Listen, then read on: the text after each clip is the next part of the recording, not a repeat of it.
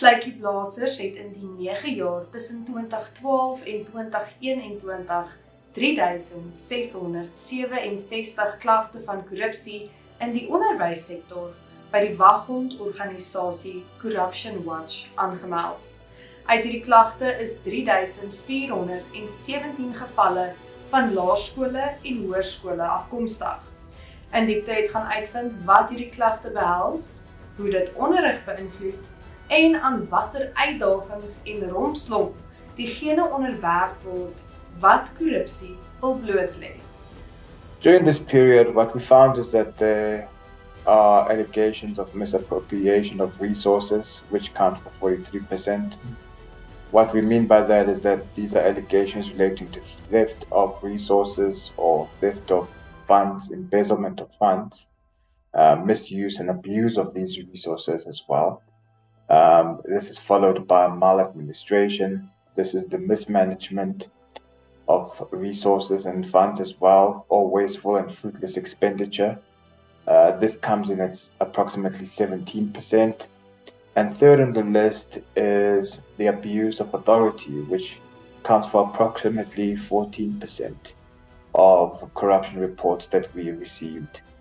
Now, all of these figures are based on about 3,667 reports of corruption that we received in this 10-year period, which is approximately 10% of the reports of corruption that the organization has received. Wel, weer eens is die tekortkoming, dit is 'n breë veralgemening. En dan tweedens, dink ek is dit belangrik dat hulle plaas nie die aspekte in konteks nie. Hulle maak 'n paar breë veralgemene stellings en ek sou graag wou gehad het dat hulle spesifiek fokus, weet jy, oor waar lê die areas en dan baie belangrik, wat kan die sektor doen om dit aan te spreek.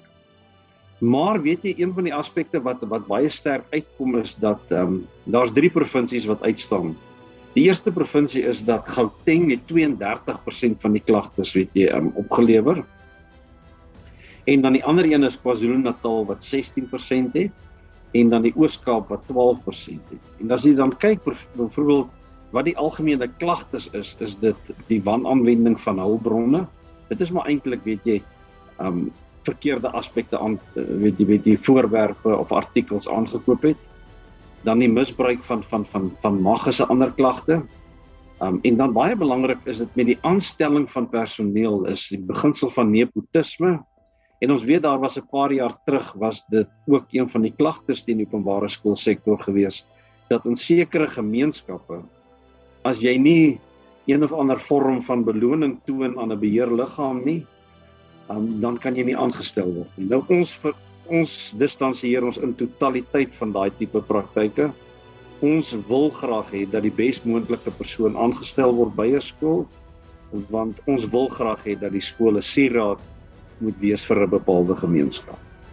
Hoewel dit soms voel of die skuldige partye nie aanspreeklik gehou word vir hul dade nie, meen ander dat die proses wat gevolg moet word om 'n skuldige persoon aan die pen te laat ry, vol struikelblokke is. Daar moet opgetree word wanneer hierdie goed regtig oopgevlek word. Ons sien herhaaldelik dat daar dinge aan die groot klok gehang word en dan verdwyn dit net weer. Een van die beste voorbeelde wat ek dink al die luisteraars sal onthou, was tydens COVID, daai meer as 400 miljoen wat spandeer is tydens die vakansie aan Kwansy se sanitering van skole. Daarna het vreeslik gepraat daaroor en dat niks verder gebeur daarmee nie. Nou dieselfde met skole, waar daar 'n onderwyser is of 'n hoof of 'n bestuurder is wat verkeerd doen en wat ons agterkom wat korrupsie pleeg, moet daar sterk opgetree word. En daar is die rol van die departement om 'n beheerliggaam te help om ontslae te raak van mense wat nie in die beste belang van kinders se onderwys optree nie. It's not a straightforward matter. When you report something, that's the first step. What then follows is an investigation, and the investigation can go 2 ways. It's either it's a labor relations investigation or you press criminal charges. It depends on the matter. You decide, do you first and foremost, if it's in regard to the mismanagement of funds, do you appoint an auditor who will do a forensic investigation? If that's the case, then you embark on that and then wait for them to bring the outcome. In some instances, it will take a year for that investigation to happen, because as you dig, you find more things and you come back to corroborate what you're finding. And you submit your preliminary report, and maybe the district office or even the provincial education department will say, we can see the report, but go back and do more investigation because we feel you did not cover everything. Ons verdedig ons lede. Ons verdedig ons lede nie noodwendig om te probeer om, weet jy, kwaadheid en misdaad te probeer wegsteek. Ons verdedig lede soos enige goeie vakbond, want dit is ons fiduciêre plig. As ons dit nie doen nie, sal die registrateur van vakbonde, weet jy, ons ook aankla om te sê ons versaak ons plig. Ons kry van ons lede, kry ons los, en dit word dan gewoonlik gedoen op 'n oorwig van waarskynlikheid. Weet jy, dat daai klagtes nie bewys word nie. Maar daar is van ons lede wat ook al skuldig bevind is, en dan as dit ernstige finansiële wangedrag is, dan word hulle ontslaan in terme van artikel 17 van die Wet op Indiensneming van Opvoeders. Dit is so dat ons kan slegs, weet jy, intree as daar van ons lede aangekla is. Maar wat ons ook doen is, ons tree proaktief op. Korrupsie in die onderwyssektor het 'n negatiewe uitwerking op die bestuur van 'n skool, maar ook op die onderrig wat leerders en studente ontvang. It causes instability in a school. When people know that they are being investigated, when parents know that a school principal is being investigated, it causes learners to suffer because people are not giving their all. They are always looking behind their backs to see if anyone is looking at what they are doing, but also the anxiety and the worry that follows, the psychological impact of that, because it results in intimidation in some cases where people are trying to block an investigation. So it just leads to a state where the school doesn't perform.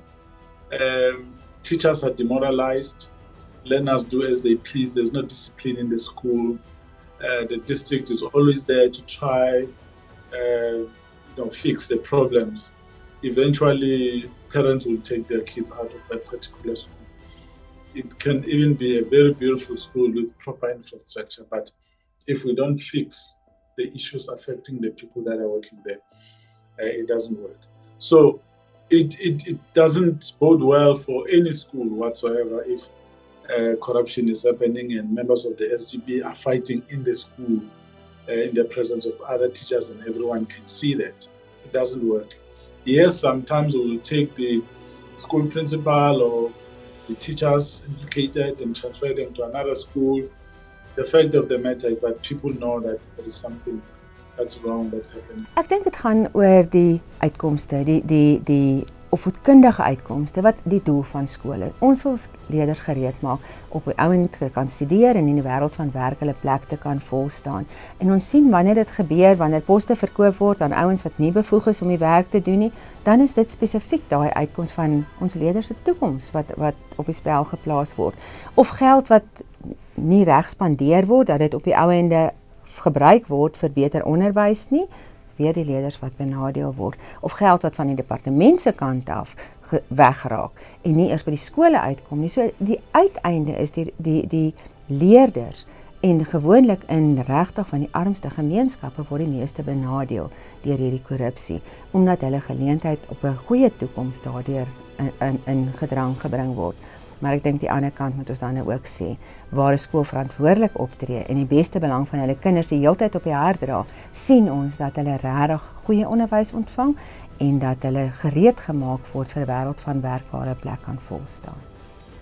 I don't believe we've done enough to punish people to the extent that we set examples of what can happen to you. Until we do that, these cases will continue. So I think we need to do a little bit more in terms of holding people to account, in terms of making sure that we publicize the sanctions that are imposed on wrongdoers. If you're a school principal, we must fire you, not transfer you to another school. If you are the one that's responsible, if you're a member of the SGB, we need to call the police on you if you've really forced people to steal money. And the HODs of provinces must be able to take a decision to dissolve an SGB and call for the appointment of another, or bring a caretaker SGB, so that people can see that there are serious consequences for wrongdoing. Die werklikheid van korrupsie in skole word nie bevraagteken nie. Belanghebbendes doen egter 'n beroep op die publiek om nie aan te neem dat almal skuldig is aan hierdie praktyk nie. Ek dink die belangrike ding wat 'n mens moet mekaar sê is twee goed. Een, dat ons sal dink en ons sal naïef wees as ons dink daar is nie, weet jy, enige vorm van korrupsie, wanadministrasie en die misbruik van fondse nie. Maar dit is ook eweneens net so belangrik om dit nie te veralgemeen nie. Jy weet, ons het 'n groot getal skole, ons het bykans hier 25.000 skole in Suid-Afrika. Daar's 400.000 opvoeders, en dan praat hulle, weet jy, van 3.600 in ronde syfers, weet jy, van die voorvalle, oor 'n periode van 11 jaar. So dis belangrik om dit in konteks te sien. Maar weer eens haas ek my om te sê dat ons probeer dit nie wegpraat nie, ons probeer nie dit goed praat nie. Al wat ons standpunt is om te sê dat indien dit voorkom, dan moet dit opgevolg word en dit moet omgeskakel word in formele klagtes. Ons weet daar is 'n veelerlei van dissiplinêre verhore wat plaasvind. En as ek praat van 'n veelerlei, dan praat ek nou nie van 10.000 in 'n jaar nie, maar daar is tientalle weet jy, dissiplinêre verhore wat plaasvind met betrekking tot finansiële wanadministrasie, met betrekking tot korrupsie en die misbruik van mag. Dit vind plaas. Maar weer eens, dit is nie soos dit is 10.000 in 'n bepaalde jaar. Die slegte nuus is die meeste korrupsie vind plaas by disfunksionele skole. So dit is waar gemeenskappe nie eienaarskap vat nie en waar beheerliggame nie optree in die beste belang van skole nie. En ons sien baie keer dat by die skole waar hierdie korrupsie plaasvind ook groot mate van politiek ter sprake is. So ek dink daai goed loop maar alles so saam met die disfunksionaliteit van skole, waar die fokus op politieke uitkomste of voordele is sonder om te kyk na die beste belang van skole. Of van die leerders in die eerste plek. So, en ek dink dit is belangrik om daar te noem, dit gaan nie in die eerste plek oor geld nie. Ons sien in regtige arm gemeenskappe waar daar goeie bestuur en is waar die ouers betrokke is en waar die gemeenskap eintlik as waghond optree, sien ons dat hierdie aanstellings reg gebeur en dat daar regtig uitstekende uitkomste is. Afrikaanse skole omtrent deur die bank met ouer betrokkenheid en daai verantwoordelikheid eintlik wat 'n gemeenskap vir hulle eie skool. Hulle praat van ons skool. Dit is wat ons graag wil hê. Sien ons dat dit dinge reg gebeur en dat hierdie tipe korrupsie nie plaasvind nie. Ek is In Diepte-verslag vir Klankkoerant en Pretoria FM se In Diepte. Gaan kyk gerus ook na sommige van ons vorige verslae. Tot volgende keer. Hoop, glo en leef in Afrikaans.